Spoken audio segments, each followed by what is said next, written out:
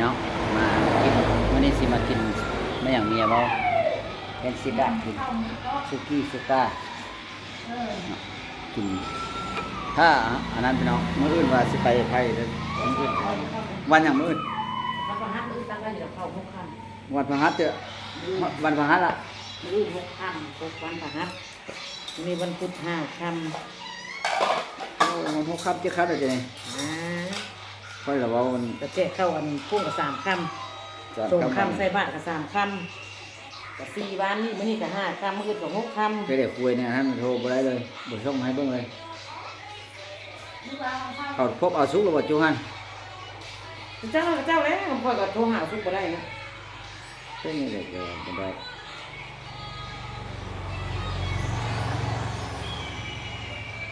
ไปกินข้าวกับขนมที่สวนแล้วหลานเจ้าฮู้ที่มุ้งกระต่าย ฮะ เจ้าก็ฮู้ที่มุ้งกระต่าย มึงก็ใต้ เอาให้อุ้ยพันไปหน่อยเดี๋ยวนี้เอาให้เล่าให้นี่ จะเป็นหยัง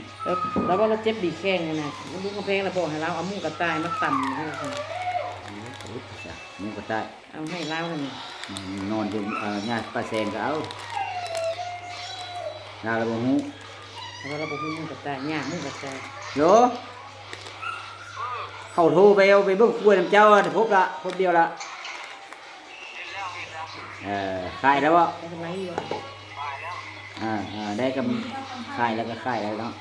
เขาโทรหาเดี๋ยวเจ้าไปใส่เขาเว้าบ่โทรหาเจ้าบ่ได้จักได้เบอร์เมียเจ้าเบอร์จักเมียเจ้าเขาบ่ได้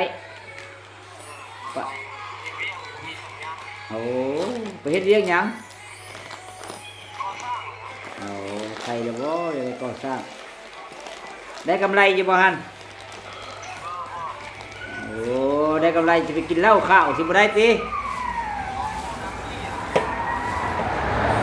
เป็นอะไรถ้าค่อยสิไปน่ะเป็นอะไรแล้วล่ะบ่ทางได้ทางเจ้าหั่นแหละ ข้ามได้หรอบ่ ทางเจ้าน่ะได้ล่ะบ่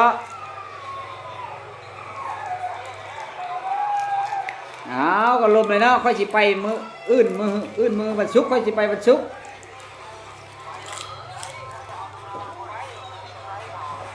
ก็ย้อนว่าไปเอาลาวมันบ่ได้หั่นแหละคะแนนลาวข้ามให้หั่นลมเบิ่งแล้วจะโทรหาเฮ็ดคลิปก่อนให้มันแล้วก็จะโทรหา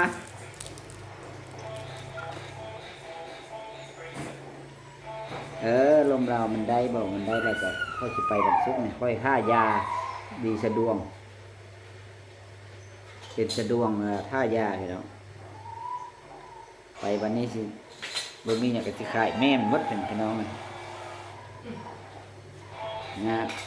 เงินผู้ใดกระเทิน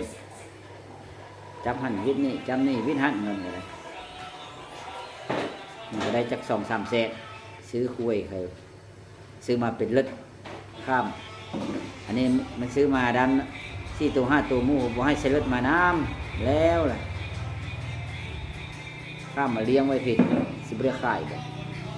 ฉันบ่เหลือเอามาพี่น้องถ้าเบิ่งลมเมียแมลงก่อนคือว่าได้สิขายตัวใดขายตัวใดก็ขายพอได้มาตึมซื้อคุยมันบ่พอม็อกเนาะไปถามเวียดก็มันบ่ให้ใส่ม็อกมาอันเดียวพี่น้องมันให้ใส่คนละม็อกนึงก็อย่างน้อย15 ตัว20 ตัว20 ตัวก็ระดับ2 แสนปลายบาทเลยเนาะมันไล่เสียมาชอบภาษีก็ภาษีในกาอยู่ลาว1,500เอกสารเขา1,500อยู่ไทยละ800ยังบ่ได้ไล่ค่ารถเนาะก็สิตกอยู่ประมาณ1,500คือกันนั่นล่ะก็เป็น 3,000 ละตัวเนาะ 3,000 บาทเสียภาษี36ก็18 ล้าน 8หลายเติบเลยพี่น้องเนาะฝากเลยพี่น้องเด้อถ้าเฮ็ดก็แม่นถ้าบ่ได้ก็สิไปซื้อพุ่นขายอยู่พุ่นละซื้อค่าอยู่พุ่นละ เอาค่าอยู่พุ่นละเฮ็ดได้ซื้อขายอยู่นั่นแหละซื้ออยู่เฮือนไปขายอยู่ร้านเนาะมันเขาเจ้าเปิดวันพระพุธพฤหัสศุกร์เสาร์อาทิตย์เปิดคู่มื้อเนาะต้องได้ซอกรถพี่น้องแม่นบ่มีรถก็แล้วมื้อนี้สิโทรหาหมู่ล่ะเป็นจังได๋